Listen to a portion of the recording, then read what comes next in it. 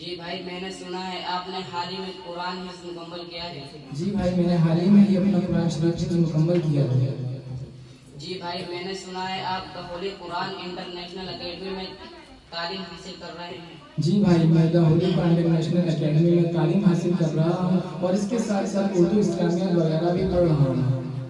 بھائی میں آپ سے کچھ اسرائیل اور فلسطین کے حالات کے بارے میں کچھ اہم سوالات کرنا چاہتا ہوں، کیا آپ کی اجازت ہے؟ جی بھائی میں انشاءاللہ اپنے علم کے مطابق آپ کو جواب دینے کی پوری کوشش کروں گا۔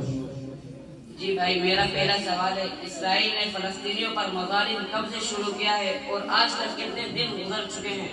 اسرائیل کا فلسطینیوں پر ظلم و ستم کا آج 30 دسمبر کو 423واں دن ہے۔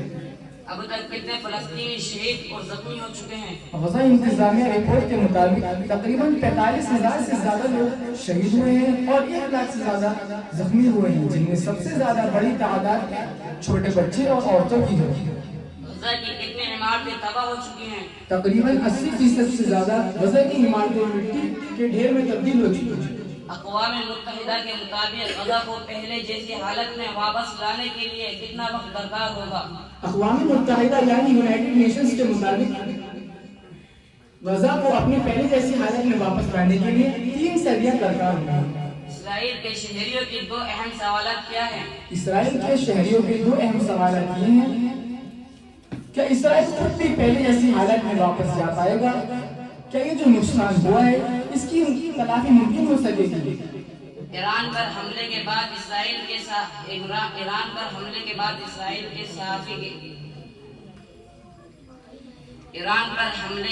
اسرائیل کو خود اسرائیلی فوج کے بیانات کیا کرتے ہیں؟ اسرائیل کے وزیر اعظم بنیامین نیتن یاہو ایران کے ممکنہ جوابی حملے سے خوف زدہ ہیں اور وہ اسے یقین دلانا چاہتے ہیں کہ حملے رک چکے ہیں، اور فوج کا کہنا ہے کہ ایران کا ابھی تک کوئی بڑا نقصان نہیں ہوا ہے۔ 8 اکتوبر 2023 کو اسرائیل کے جنگ بندی کے ساتھ کس کا زیادہ نقصان ہوا ہے؟ فلسطین کا اب تک سب سے زیادہ نقصان ہوا ہے، تقریباً 45,000 سے زائد لوگ شہید اور 1 لاکھ سے زیادہ لوگ فلسطینی اور 1 لاکھ سے زیادہ فلسطینی لوگ زخمی ہوئے ہیں، جس میں جبکہ اسرائیل کے صرف 1139 شہری ہی ہلاک ہوئے ہیں۔ اسرائیل کے صحافی گیڈیو لیون کے مطابق وہ اسرائیل کے حکومت کے بارے میں کیا رویہ اختیار کرتی ہے؟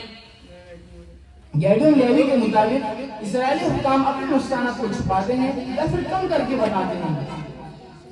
حزب اللہ کے ساتھ اسرائیل کی لڑائی کو خود اسرائیلی ذرائع کیا بیان کرتے ہیں؟ اسرائیلی ذرائع کے مطابق حزب اللہ کے ساتھ لڑائی کرنا بہت مشکل اور پیچیدہ ہے۔ امریکہ کے جانب سے اسرائیل کو حزب اللہ کے ساتھ جنگ بندی کے بارے میں کیا پیغام دیا گیا ہے؟ امریکہ چاہتا ہے کہ اسرائیل جلد سے جلد حزب اللہ کے ساتھ جنگ بندی کر لے۔ اس مقصد سے امریکی حکام نے کافی مرتبہ مشرق وسطیٰ کا دورہ بھی کیا ہے۔ بھائی ماشاءاللہ آپ نے بہت عمدہ جواب دیے، انشاءاللہ پھر ملاقات ہوگی۔ السلام علیکم۔